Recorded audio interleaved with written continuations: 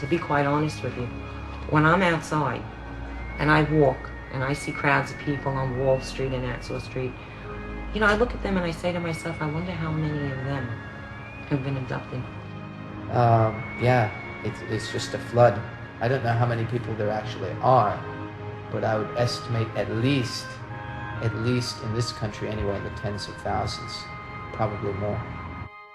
The screen memory in the classical psychological sense means that the person sees a traumatically frightening event and then softens it by inventing some other story. But this is not that. This is not something that the person makes up, himself or herself. This seems to be an image which is externally imposed into that person's memory by the aliens themselves.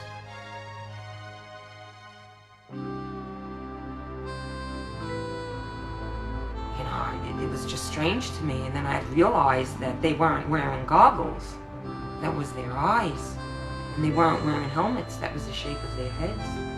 The thing that they will always start to draw first is the eyes, because the eyes are so arresting.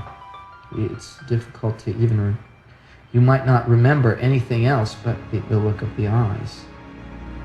The only thing I could really compare it to was that there were like 1950s Italian wraparound sunglasses that went around to the side of his head. Basically what had happened was I was coming up the stairs, and then the next thing I remember was suddenly walking down the street with these two very, very tall blonde men with strange blue eyes.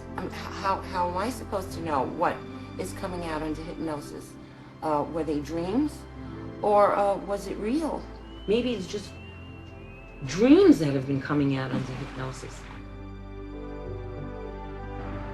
I heard a sound, but again, everything sounded slowed down. I looked over, and both of the other guys in the band were sitting there with their mouths open like O's, you know? And one of them was saying, "Oh my God," but again, everything sounded slowed down to me. Like, "Oh my God," like that. I felt that someone was pounding on my back, and that's all I remembered. After that, everything was, the next thing I knew, I'm running through the living room, and I knew what had happened. I just didn't remember what happened after that. I remember seeing the curtains, like, blow over my head. First there was the pounding on my back, and then I saw the curtains like blow over my head, and that was all I remembered up until, and then I consciously remember running through the living room, and I thought my children were gone, because when I went in there they weren't breathing. What I thought was the bedroom curtain in actuality was a nightgown that went over my head. What the pounding on the back was, I don't know. I think on one occasion I actually saw these using their forearms to move more quickly, that they were almost like scurrying, almost like an ape kind of movement. These didn't move that way. I've also seen these sort of, another particular characteristic, I've seen some of them move in like lockstep, like a bunch of them in a row just moving completely together as if all their movements were completely coordinated. They'll cock their head from side to side, and also if they get excited, these kind will, their head will start like bobbing or wobbling like that. He didn't actually walk. He just seemed to kind of float along, which might be important in the animation. The little ones were not the same. How did the little ones move? As I recall, they moved just kind of like us. They like were doing things, they were busy moving around, whereas he just seemed to flow. He was very, very graceful. And they were not particularly graceful. They were more like little dentist workers or something.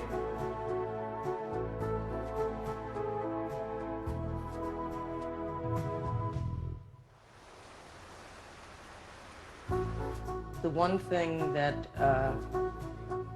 very clear in every regression, a terrible pain in my right nostril. And I believe what they did was they put an implant in, which eventually came out because I had a hole in my right nostril that bled for about 6 months when I was 12, which was my only physical evidence. And then someone, one of them, comes over to me with this thing that looks like a pick, a dental pick. Mm-hmm. A pick. Yeah. And he looks at me straight in the eyes. Those eyes. Do you know that they look wet? They look wet. Mm-hmm. What are they going to do? And he comes closer with his instrument and he's putting it up my nose. He's hurting me. Okay, now we're going to turn that pain down very quickly. It's just very quick, and now it's gone. I guess I can describe it like this, that if you were to look in the water, you'd see part of the ship sort of like coming out from underneath the water, and then part of it was in the ground. So it's sort of like half showing.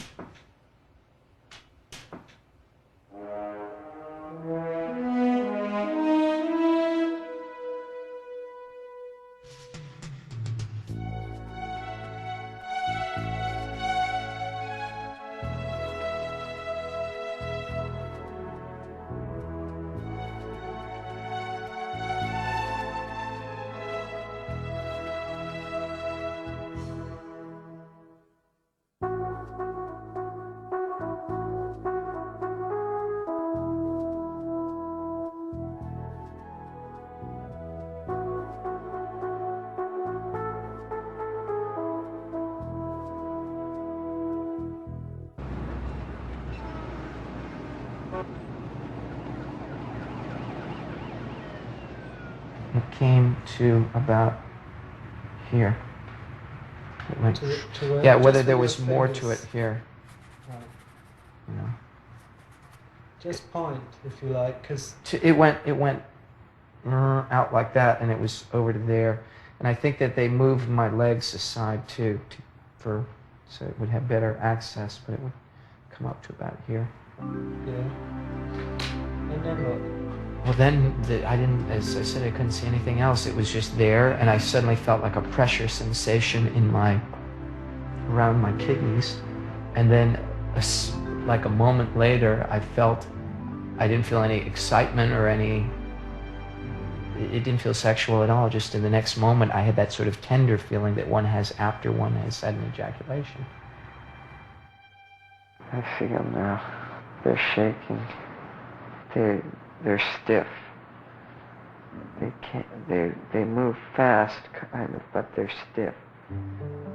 The arms are like straight down at their sides. I don't know.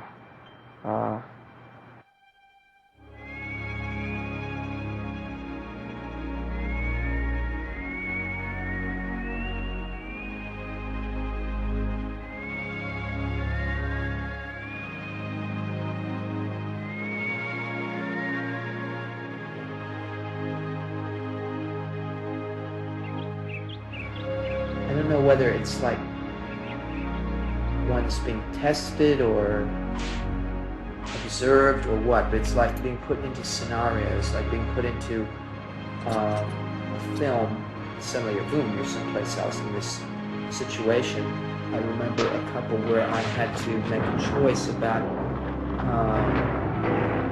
taking life or not taking life, or having to make terrible choices in that way.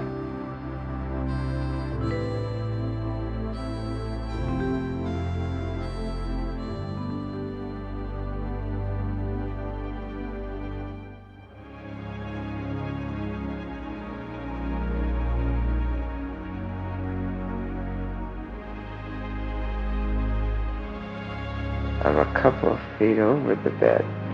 I just sort of settle down into it. I'm looking at my hand because it looks like there's this fuzzy stuff all over. I'm looking down, it's all over the middle of me and all over my arms. This fuzzy stuff's still on me, but as I move around, I'm starting to move around, and it sort of like evaporates. Okay. I think at this point, Rusty, I'm going to wake you up, and we can come back to this another time. So when I count from 5 back to 1, at 1 you'll be fully awake, a great sense of relief and great sense of accomplishment, a great sense of putting the pieces together that haven't made any sense up until now. So 5, you're starting to wake up. 4, waking up. 3, almost awake. 2, 1, fully awake. How do you feel?